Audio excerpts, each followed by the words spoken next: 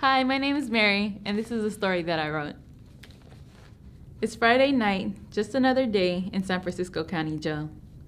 Looking for a mental escape, I grabbed the phone and dialed my sister's number. We started off on a good note, laughing the time away.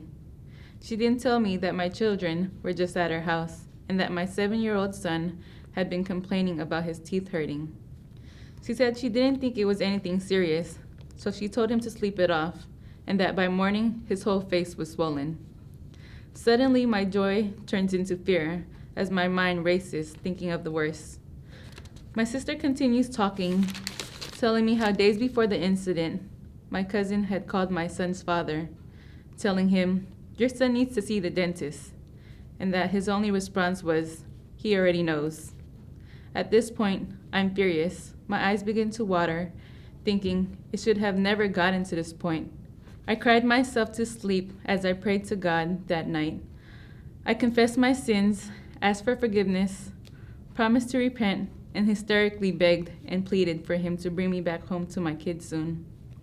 Soon after, I was comforted, but I thought of how I may not have any control, but God does. They are in His hands. He'll take care of them. He'll make sure their needs are met. After all, He is our healer and provider.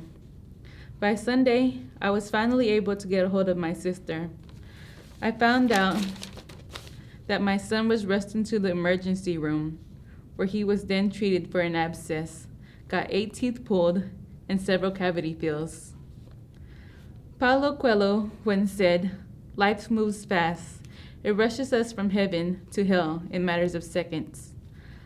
But I say, it's how we choose to respond that determines our final destination.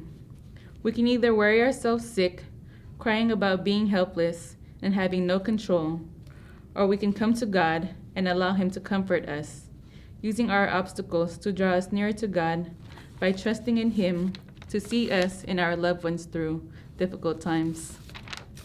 Though I hate being in jail now, I'm thankful because it's by being here that I came to know God and learn to trust Him during times of trouble.